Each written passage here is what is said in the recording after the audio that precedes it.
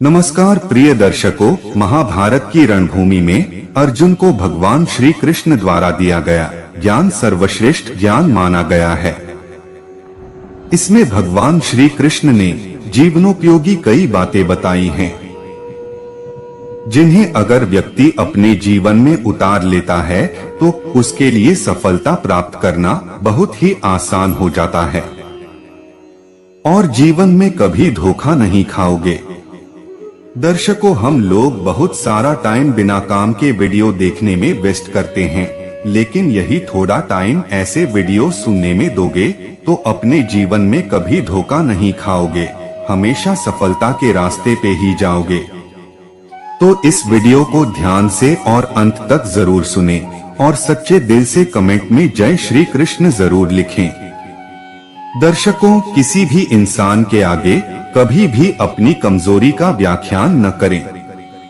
मनुष्य को किसी भी व्यक्ति से ज्यादा लगाव नहीं रखना चाहिए, क्योंकि किसी भी रिश्ते में दोनों तरफ से बराबर का व्यवहार न हो तो धोखा मिलना तय होता है।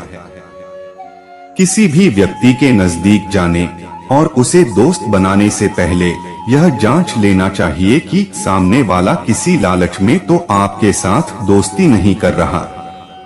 अंत में ये मेरा व्यक्तिगत अनुभव रहा है कि दुनिया में किसी भी इंसान पर 100% भरोसा कभी नहीं करना चाहिए। समय के साथ हर व्यक्ति की पसंद और नापसंद बदल जाती है। किसी को भी आपसे प्यार करने के लिए मजबूर न करे, क्योंकि इस प्रकार का रिश्ता कभी सफल नहीं होता। छोटे छोटे क्षणों का आनंद लेने की कोशिश करें और खुद के द्वारा किए गए कार्य से खुद को खुश रखें। अगर खुश रहना है तो यह ध्यान रखें कि किसी को समझे बिना किसी से कोई उम्मीद ना करें, चाहे वह खुद क्यों ना हो। वही करें जो आपको पसंद है, लेकिन इससे पहले सोचें कि यह फायदेमंद है या नहीं। किसी भी व्यक्ति पर आसानी से भरोसा ना करें। किसी को समझना वास्तव जीवन में बहुत मुश्किल है। जो मनुष्य गीता की बातों को अपनाते हैं उनका जीवन संवर जाता है। इसका अनुसरण करने से व्यक्ति अंदर से मजबूत बनता है। गीता में लिखा है कि किसी को धोखा देना एक कर्ज की तरह है। श्रीमद् भागवत गीता में भगवान कृष्ण के उपदेशों का वर्णन है। गीता के ये उपदेश श्री कृष्ण ने महाभारत युद्ध के दौरान अर्जुन को दिए थे। गीता में दिए उपदेश आज भी उतने ही प्रासंगिक हैं और मनुष्य को जीवन जीने की सही राह दिखाते हैं। गीता की बातों को जीवन में अपनाने से व्यक्ति को खूब तरक्की मिलती है। श्रीमद् भागवत गीता की बातों को अपनाने से जीवन संवर जाता है। इन बातों का अनुसरण करने से व्यक्ति के अंदर से क्रोध और ईर्ष्या की भावना खत्म होती है। गीता में श्री कृष्ण ने बताया है कि किसी को धोखा देना क्यों एक कर्ज की तरह है। गीता में श्री कृष्ण कहते हैं कि किसी को धोखा देना एक कर्ज है जो आपको किसी और के हाथों एक ना एक दिन जरूर मिलेगा। गीता में लिखा है कि समय का चक्र बहुत तेज चलता है, इसलिए ना तो अपने बल का अहंकार करें और ना ही अपने धन का। जीवन का हर दांव जीतना है तो बल से ज्यादा बुद्धि का उपयोग करें, क्योंकि बल लड़ना सिखाता है और बुद्धि जीतना। श्रीमद् भागवत गीता में श्री कृष्ण कहते हैं कि यदि किसी काम को करने में डर लगे तो याद रखना यह संकेत है कि आपका काम वाकई में बहादुरी से भरा हुआ है। गीता के अनुसार नेत्र केवल हमें दृष्टि प्रदान करते हैं, परंतु हम कब किस में क्या देखते हैं ये हमारी भावनाओं पर निर्भर करता है। श्री कृष्ण कहते हैं कि मनुष्य को स्वयं को ईश्वर में लीन कर देना चाहिए। ईश्वर के सिवाय मनुष्य का कोई नहीं होता है। इसके साथ ही यह मानकर कर्म करना चाहिए कि वह भी किसी का नहीं है। भोग से मिलने वाला सुख क्षणिक होता है, जबकि त्याग में स्थायी आनंद मिलता है। श्री कृष्ण कहते हैं कि सत्संग ईश्वर की कृपा से मिलता है, परंतु कुसंगति में भी मनुष्य अपने कर्मों से पड़ता है। गीता के अनुसार जीत और हार आपकी सोच पर निर्भर करती हैं। मान लो तो हार होगी और ठान लो तो जीत होगी। यह सोचो कि दूसरे को धोखा देकर कोई सुखी हो सकता है। ये गलत है। इस दुनिया में जो दूसरों को धोखा देते हैं वो आप उनसे भी बड़ा धोखा खाते हैं, और उनकी खुद की जिंदगी भी उनके साथ धोखा करती है। हमें सिर्फ नजर नहीं आता कि उनके जीवन में बीमारियां उन्हें घेर लेती हैं। उनके बच्चे उन्हें धोखा देते हैं, उनके अपने उनके साथ छल करते हैं। यह नियम है परमेश्वर का। अगर तुम किसी के साथ बुरा करोगे तो उससे दोगुना तुम्हारे साथ होगा। बस हर चीज का एक समय है।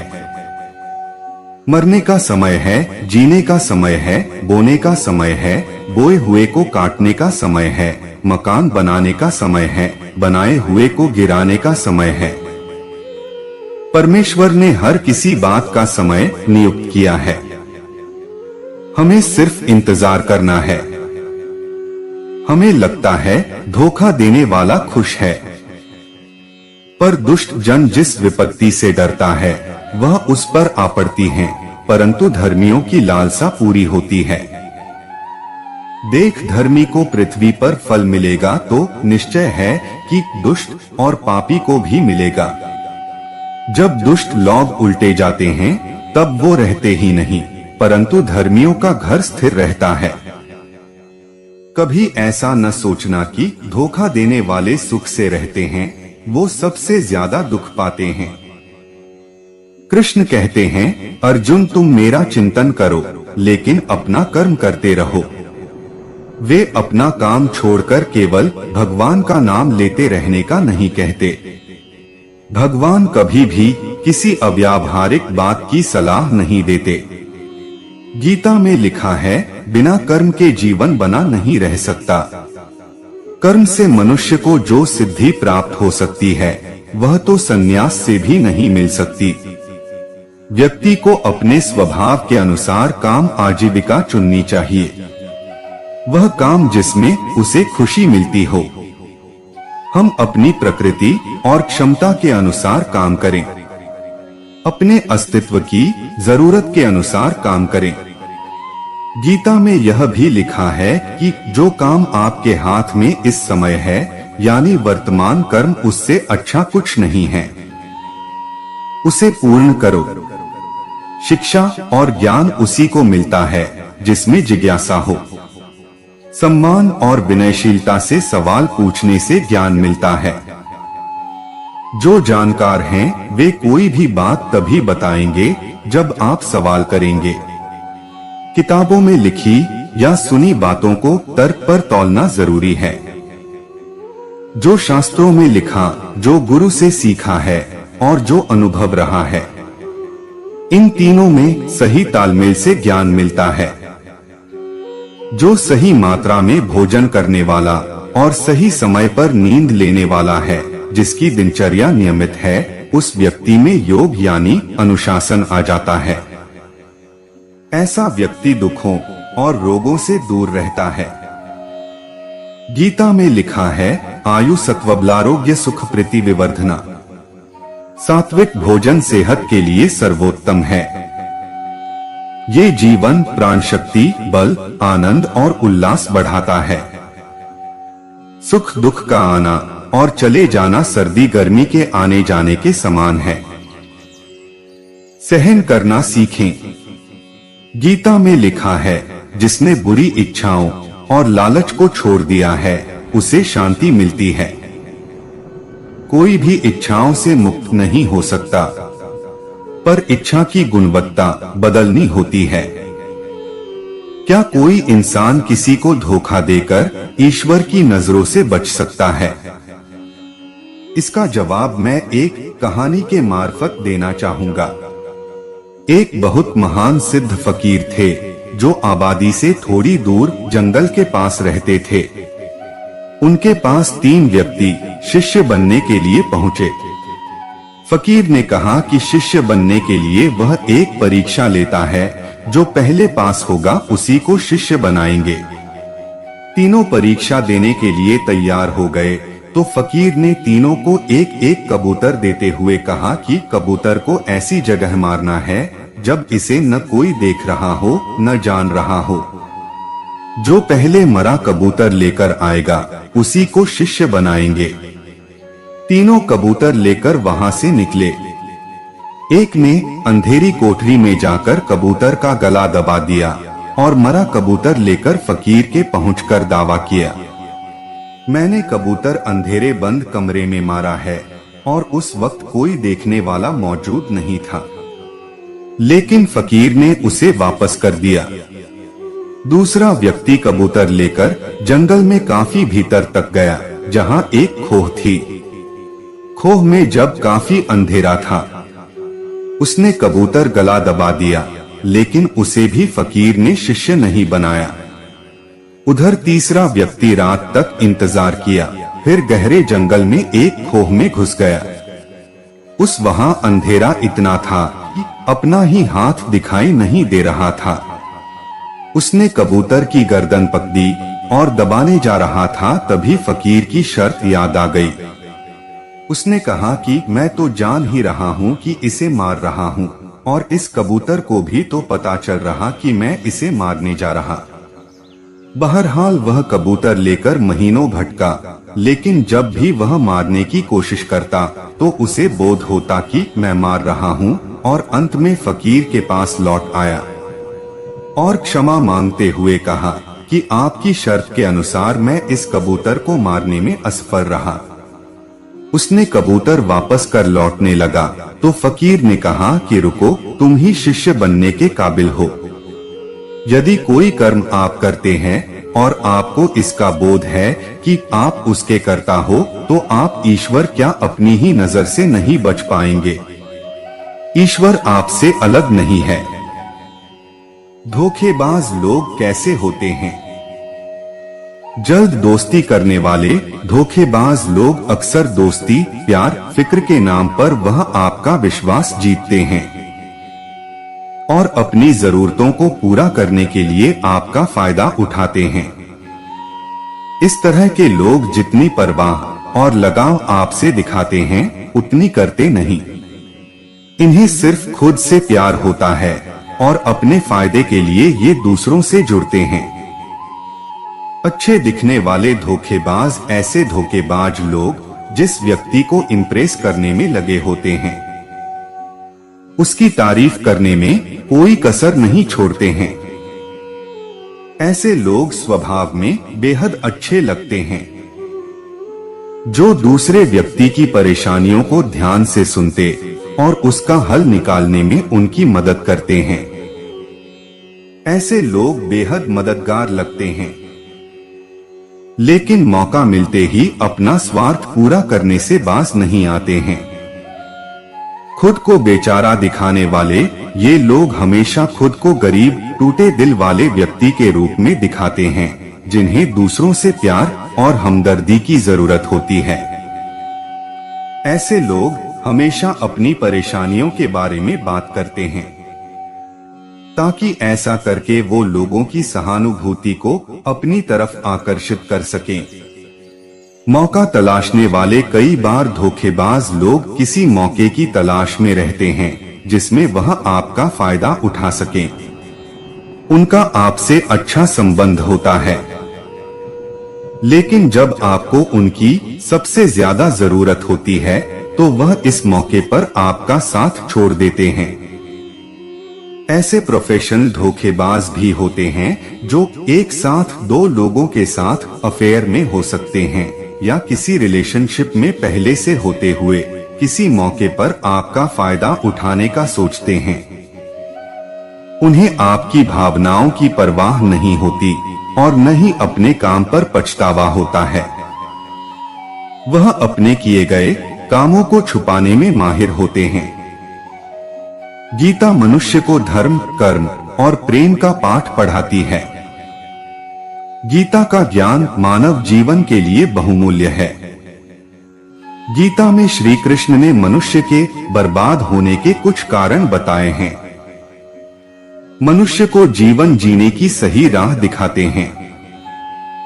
गीता जीवन में धर्म, कर्म और प्रेम का पाठ पढ़ाती है। गीता संपूर्ण जीवन दर्शन है और इसका अनुसरण करने वाला व्यक्ति जीवन में कभी निराश नहीं होता है।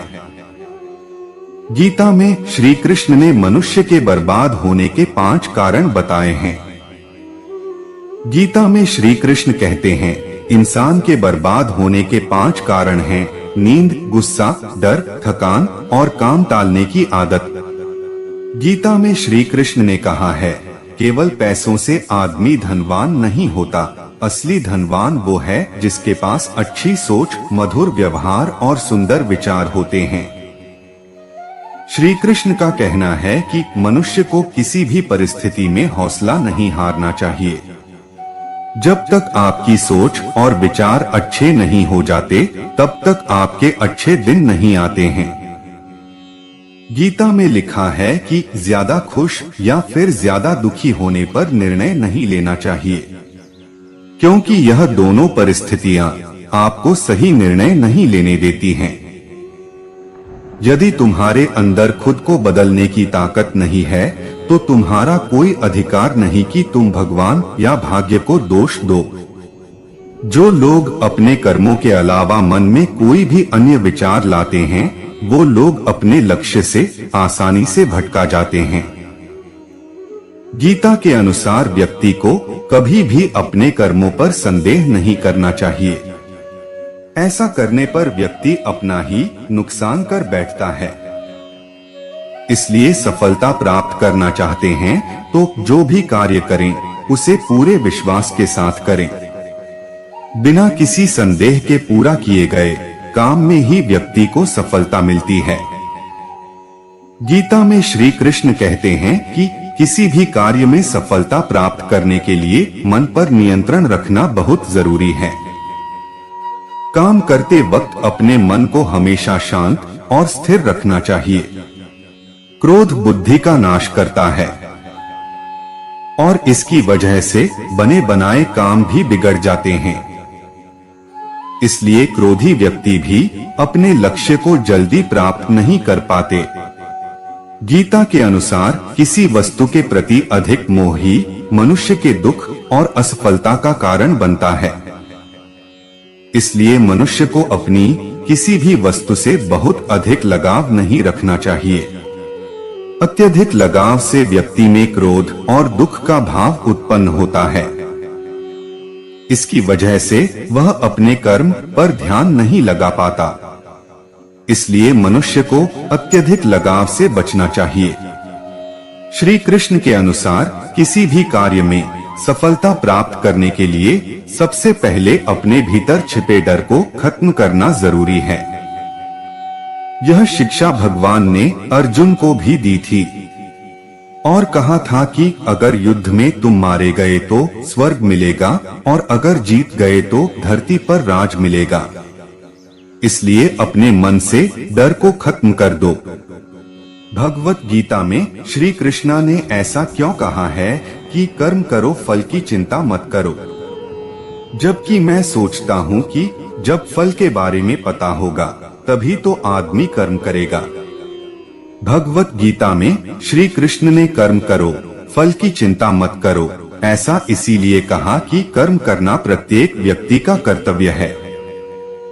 जो व्यक्ति कर्म नहीं करता है, इसका मतलब है कि वह अकर्मण्य है तथा अपने कर्तव्य का पालन नहीं कर रहा है, तथा जो कर्तव्य का पालन नहीं करता है वह पाप का भागी होता है, तथा वह अपने लक्ष्य की प्राप्ति नहीं कर सकता है।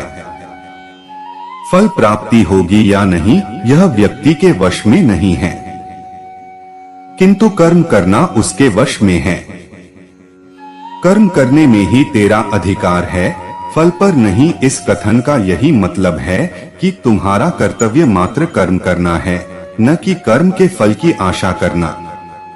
फल मिलना या न मिलना तुम्हारे हाथ में नहीं है। कर्मण्येव अधिकारस्ते मा फलेषु कदाचन। इसका सार यह है कि आपको मात्र काम करने का अधिकार है, क्योंकि काम करना आपके कर्तव्य हैं, लेकिन कोई विशेषाधिकार नहीं। आपको लगता है कि मैं काम क्यों करूं, महीने के अंत में मुझे जो चाहिए वो मिलेगा।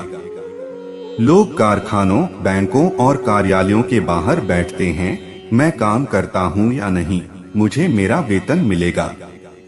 यह रवैया इस दुनिया में अपने अस्तित्व के आसपास के वातावरण के साथ संबंध को न समझने के कारण उत्पन्न होता है। दृश्यमान संतुष्टि के लिए मत सोचो। गीता आपको बताएगी कि तत्काल दिखाई देने वाली संतुष्टि बाद में दुख का स्रोत होगी। शुरू में जीवन बहुत कठिन लगता है, यह कांटे की तरह चुभता है, लेकिन यह आपको फल देगा।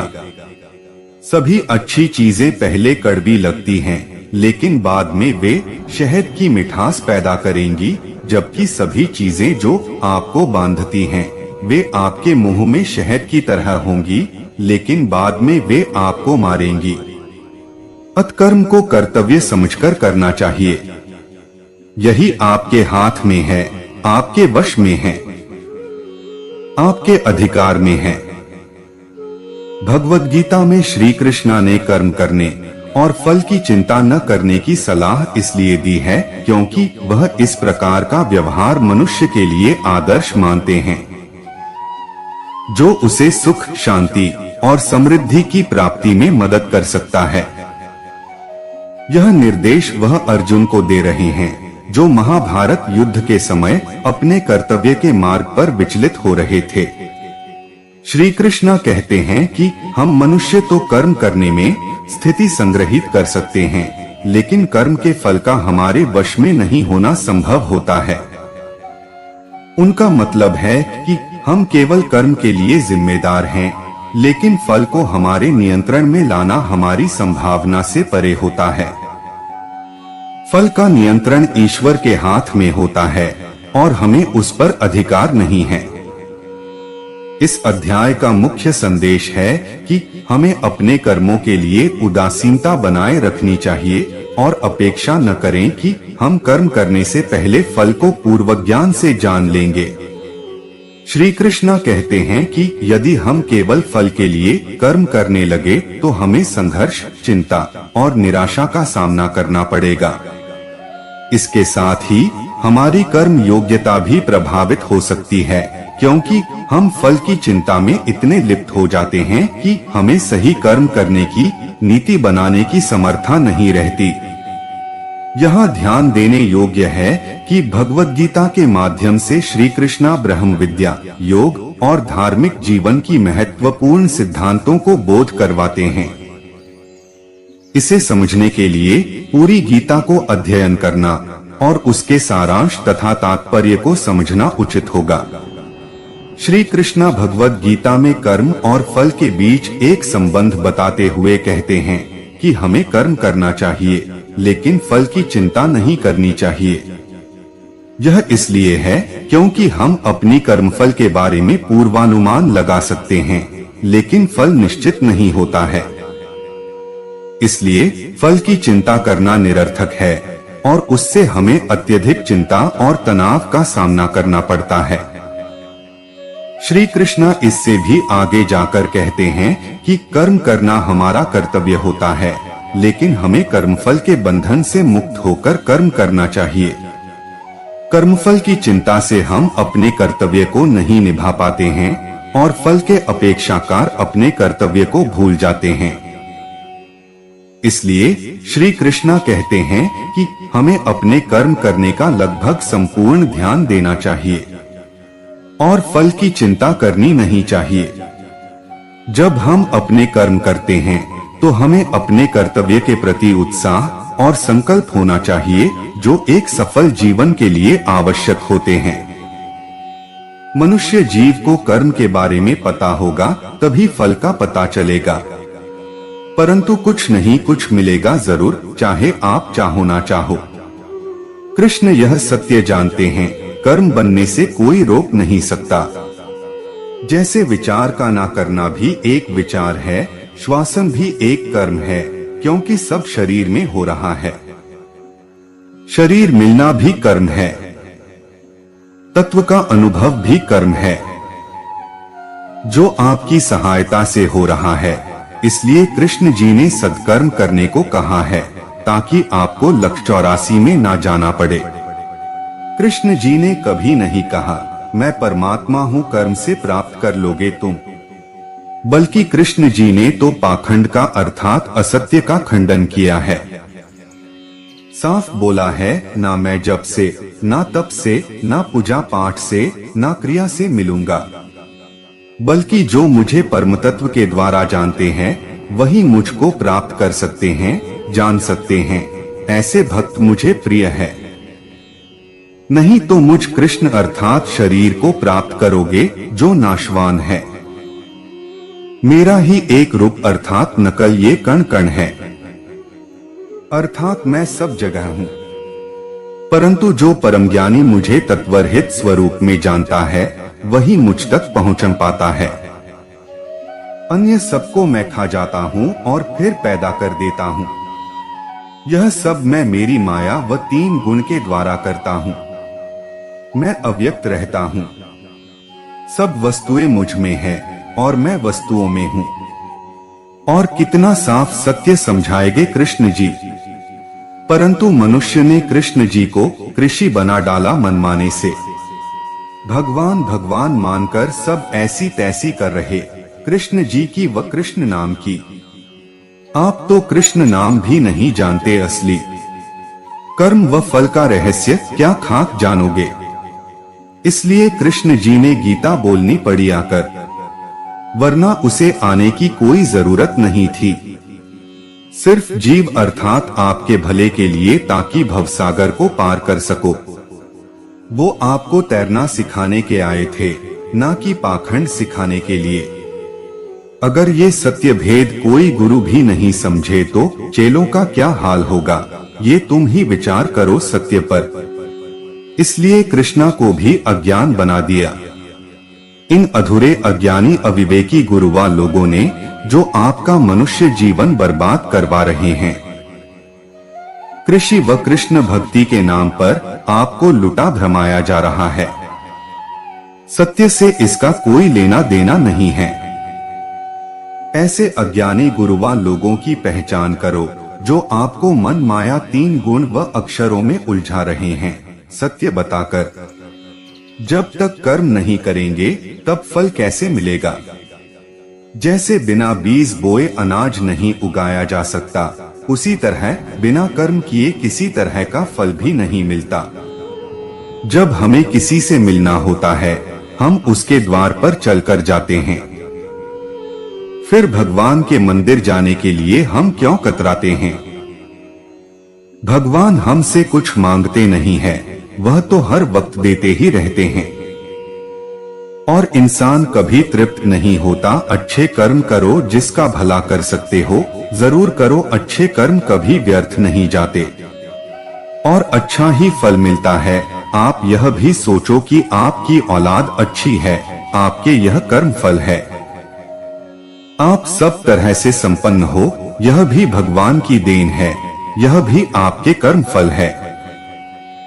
हर उस चीज का शुक्रगुजार हो जो हमें भगवान ने दिए।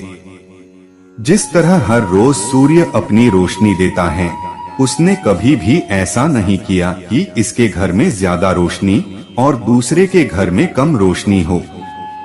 हमें भी यही सोच कर्म करने चाहिए, जिससे जो फल मिले हमारे बच्चों को हमारे परिवार के हित में हो। श्री कृष्ण यह समझाते हैं कि सभी जीव अपनी स्वाभाविक प्रकृति के गुणों के कारण कार्य करने के लिए बाध्य होते हैं और कोई भी प्राणी एक क्षण के लिए भी अकर्मा नहीं रह सकता।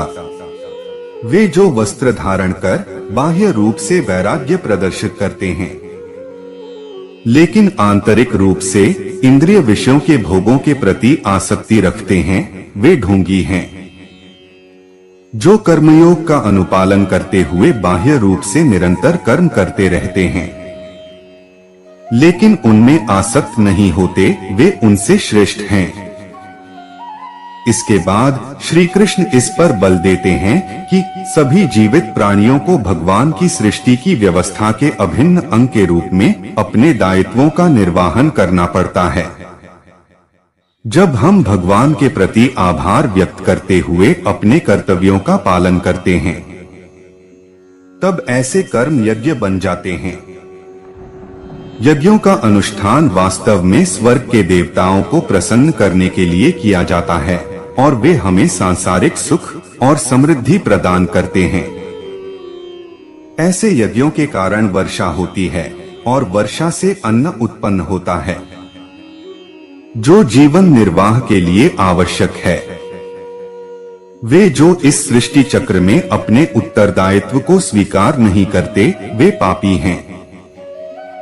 वे केवल इंद्रिय सुख प्राप्त करने के लिए जीवित रहते हैं और उनका जीवन व्यर्थ हो जाता है। फिर आगे श्री कृष्ण कहते हैं कि शेष मानव जाति से भिन्न ऐसी प्रबुद्ध आत्माएं जो आत्मज्ञान में स्थित रहती हैं, वे शारीरिक उत्तरदायित्वों का पालन करने के लिए बाध्य नहीं होती, क्योंकि वे आत्मा के स्तर पर अपने उच्च दायित्वों का निर्वहन कर रही होती हैं। हालांकि वे अपने सामाजिक दायित्वों का त्याग कर देती हैं, जिससे सामान्य मनुष्यों के मन में असमंजस की भावना उत्पन्न होती है, जो महापुरुषों के पदचिह्नों पर चलना चाहते हैं। इसलिए ज्ञानी पुरुषों को संसार के अनुसरणार्थ उच्च आदर्श प्रस्तुत करने के लिए बिना किसी प्रयोजन और व्यक्तिगत लाभ के लिए निरंतर कर्म करना होगा। यह अज्ञानी को अपरिपक्व अवस्था में अपने नियत दायित्वों का त्याग करने से रोकेगा। अतीत में महान राजर्षियों जैसे कि राजा जनक और अन्य राजाओं का यही उद्देश्य था, जिन्होंने अपने सांसारिक दायित्वों का निर्वहन किया था।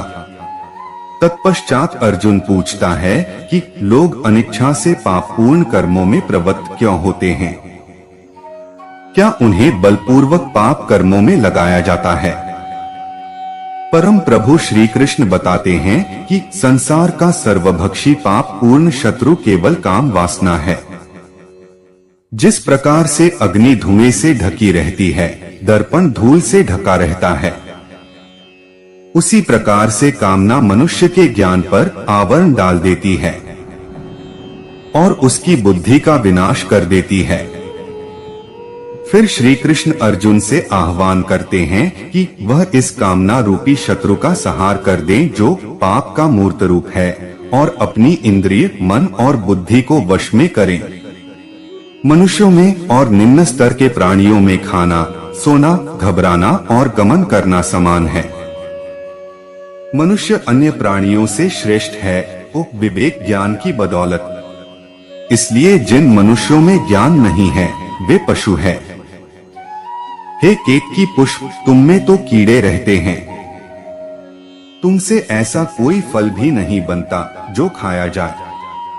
तुम्हारे पत्ते कांटों से ढके हैं। तुम टेढ़े होकर बढ़ते हो, कीचड़ में खिलते हो। कोई तुम्हें आसानी से पा नहीं सकता, लेकिन तुम्हारी अतुलनीय खुशबू के कारण दूसरे पुष्पों की तरह सभी को प्रिय हो। इसीलिए एक ही अच्छाई अनेक बुराइयों पर भारी पड़ती है। ऐसा यहाँ कौन है जिसमें दौलत पाने के बाद मस्ती नहीं आई?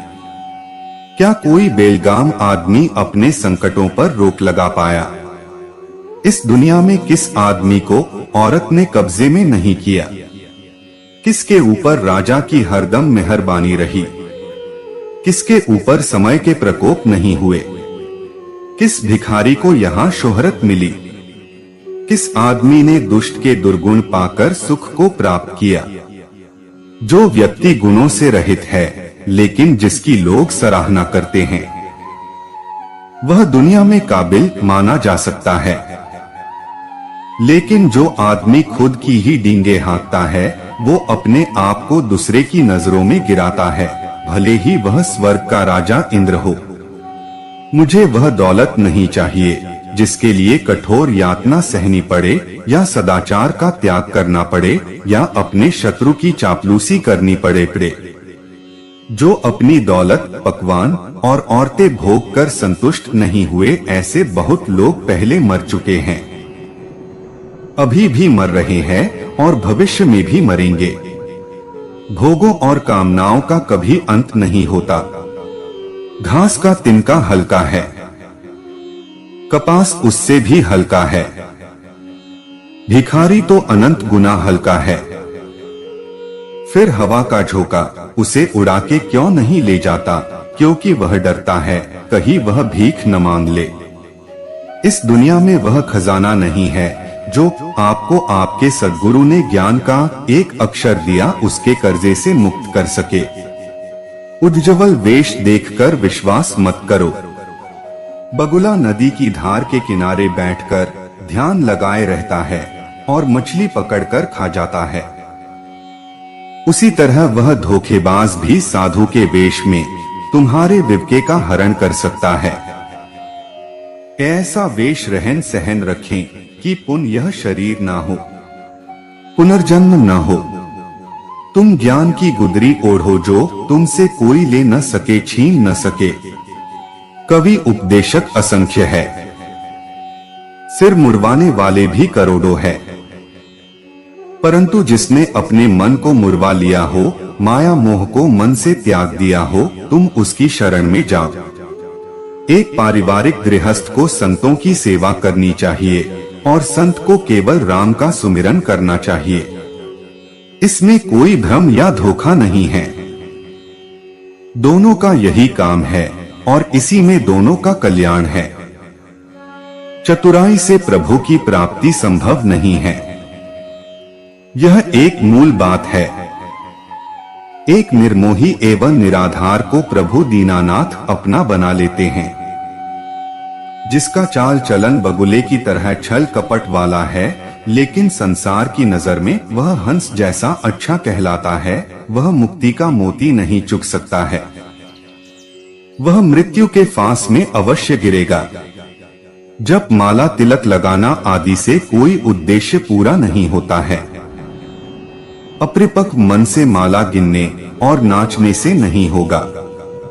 प्रभु तो केवल सच्चे प्रेमी को ही मिलते हैं। जैसी संत की इच्छाएं मिट चुकी है और जो गृहस्थ उदार मन का है, यदि इन दोनों में ये गुण नहीं है तो वे व्यर्थ है। वे इस संसार सागर को पार करने में असमर्थ रहते हैं। धन धान्य से युक्त व्यक्ति की तुलना उस छोटी सी चींटी से भी नहीं की जा सकती जिसमें ईश्वर का प्रेम भरा है। जुबान एक तेज धार वाले चाकू के समान भी हो सकती है, जो बिना खून बहाए किसी को भी मार सकती है। जो चिंता करता है वह दुखी है, जो चिंतन करता है वह सुखी है। हजारों शब्दों से बढ़कर केवल एक ऐसा शब्द जो शांति लाए वो श्रेष्ठ है। जीवन में सबसे खूबसूरत क्षण ऐसे क्षण होते हैं जब आप अपनी खुशी व्यक्त कर रहे होते हैं, न कि जब आप इसे चाह रहे होते हैं। जैसा मैं चाहूं वैसा ही हो जाए, जब तक यह इच्छा रहेगी तब तक शांति नहीं मिल सकती। जो व्यक्ति अपनी शर्म खो चुका है वह वास्तव में खोया हुआ है। बिना गुरु के कोई दूसरे किनारे पर नहीं जा सकता। सभी धर्म समान है। किसी धर्म की कट्टरता इसको भिन्न नहीं कर सकती। असफलता का मौसम सफलता के बीज बोने के लिए सबसे अच्छा मौसम होता है। बोलने के लिए शब्द मुफ्त में मिलते हैं, लेकिन आप जैसा प्रयोग करेंगे उसकी वैसी ही कीमत चुकानी पड़ेगी। ईश्वर सरल है, बाकी सब कुछ जटिल है। जिसके पास जितना कम ज्ञान होगा वो अपने ज्ञान के प्रति उतना ही जिद्दी होगा। जो धन दूसरों की भलाई करने में मदद न कर सके तो ऐसे धन का कोई मूल्य नहीं। ऐसा धन सिर्फ बुराई का ढेर है और इससे जितना जल्दी छुटकारा मिल जाए उतना बेहतर है।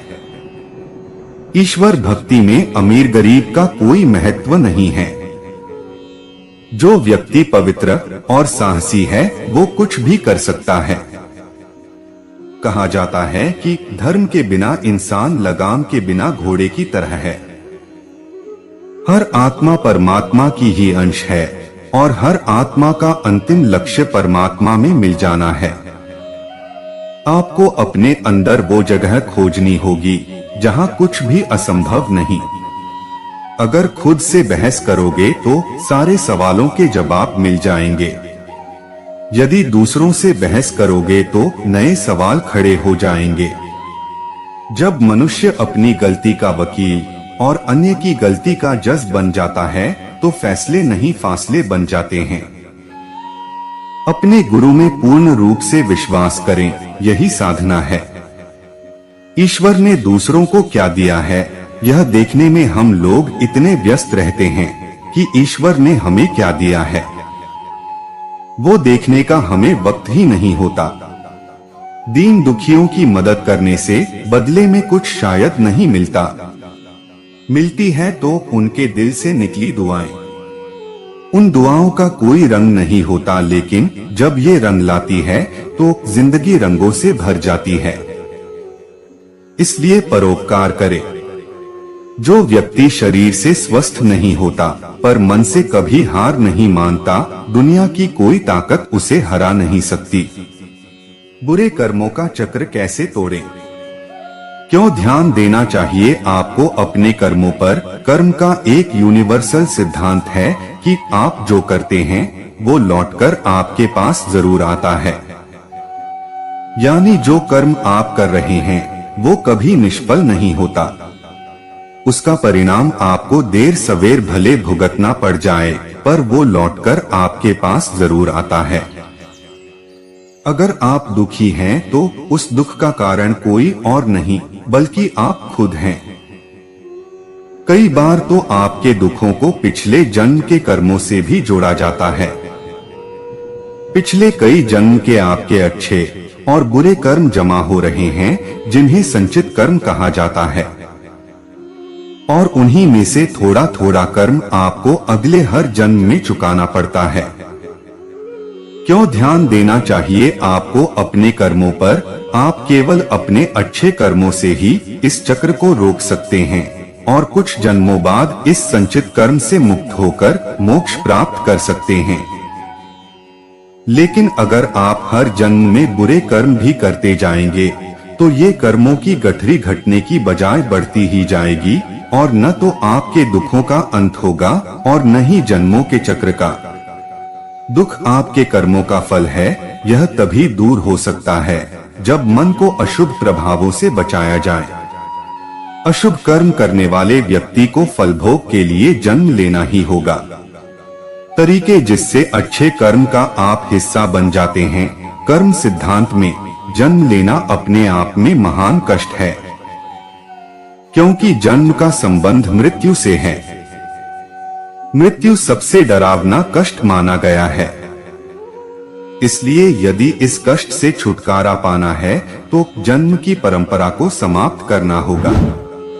कई लोग अपनी आत्मा को इस जन्म के चक्र से बचाना भी चाहते हैं।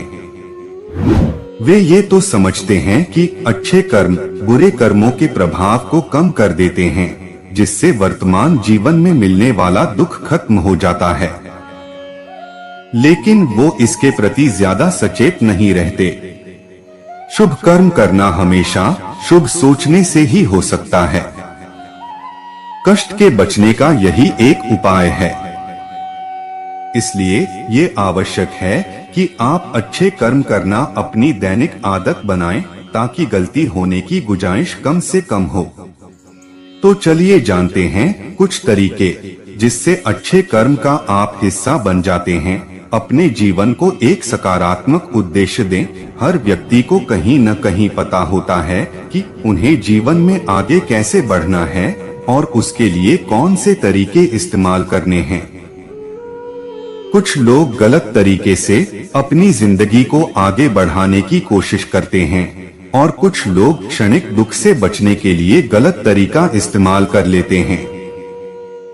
अगर आप में नैतिकता की कमी है तो इसका परिणाम अक्सर आपके आसपास के लोगों को भुगतना पड़ता है और उन्हें मिली तकलीफ आपके कर्मों में जुड़ जाती है। इसलिए कोशिश करें कि जीवन में हमेशा सही मकसद के लिए आगे बढ़ें, जिससे आपके साथ साथ समाज का भी कल्याण हो। चेतना या जागरूकता के साथ कोई काम करें। कर्म में आपके इरादे को बहुत महत्ता दी गई है।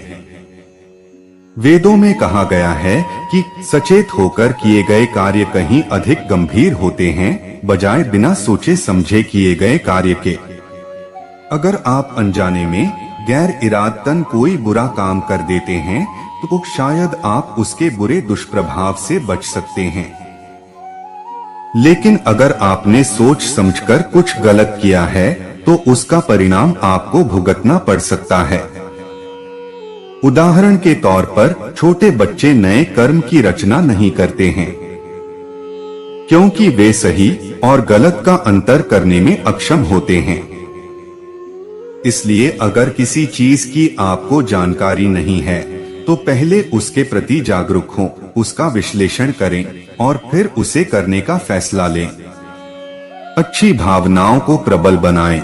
कई बार आपका मन जब आहत होता है या भावनाएं नकारात्मक हो जाती हैं, तो आप सोचने समझने की क्षमता खो देते हैं और इसका प्रभाव आपके कर्म और उससे मिलने वाले फल पर पड़ता है। इसलिए ये जरूरी है कि आप अच्छी भावनाओं को प्रबल बनाएं, जैसे कि दया करना, दूसरों की मदद करना, दूसरों का दुख बांटना, सहिष्णु बनना, आस्थावान बनना, परोपकारी होना आदि। खुद की गलतियों की जिम्मेदारी लें और दूसरों से अच्छे से पेश आएं। जब आप कुछ गलत करते हैं, तो अक्सर दुनिया को या अपनी भावनाओं को इसका दोष देते हैं। जैसे कि आपने किसी पर चिल्ला दिया और आप फिर यह कहकर बच जाते हैं कि मुझे गुस्सा बहुत आता है, इसलिए मैंने ऐसा कर दिया। मैं ऐसा दिल से नहीं करना चाहता था या चाहती थी। वह दोष देकर आप खुद को मुक्त तो कर लेते हैं, लेकिन इससे आप अपनी गलती को समझ नहीं पाते हैं। कई बार आपकी ऐसी हरकत सामने वाले को भी दुखी कर देती है। इसलिए ये जरूरी है कि आप अपनी कमजोरियों और भावनाओं पर काम करें। इसके लिए अध्यात्म में कई रास्ते बताए गए हैं जो आपकी मदद कर सकते हैं। आस्थावान बनना अच्छे कर्मों को करने के लिए जरूरी है कि आप कर्मों के परिणामों में यकीन रखें। आपको खुद को ये बार बार याद दिलाना है कि आप इस दुनिया में किस मकसद से आए हैं। आपको खुद को उस सर्वोच्च शक्ति को सौंप देना होगा ताकि वो लालच जो आपके मन में इस भौतिक दुनिया को लेकर है, वो खत्म हो जाए। उसके लिए आपको मंदिर मस्जिद की ठोकरें खाने की जरूरत नहीं, बल्कि आपको बस अपनी आत्मा को शुद्ध करना है। पाप और पुण्य हमारे वेदों में कर्मों की प्रधानता पर इसलिए जोर दिया गया है ताकि आप एक संतुलित जीवन व्यतीत करें और जन्मों के चक्र से बच सकें।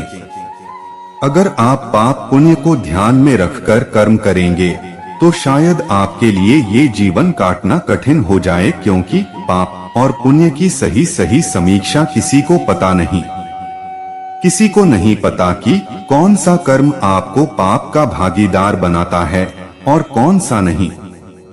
इसलिए आपको केवल ये सोचकर कर्म करते जाना है कि कैसे आप अपने साथ साथ दूसरों के जीवन का भी कल्याण कर सकें। आप इस बारे में क्या सोचते हैं, हमें कमेंट करके जरूर बताएं। प्रिय दर्शकों, उम्मीद करता हूँ कि आपको वीडियो पसंद आया होगा और आप हमारे चैनल पर नए हो तो वीडियो को लाइक और चैनल को सब्सक्राइब जरूर करें।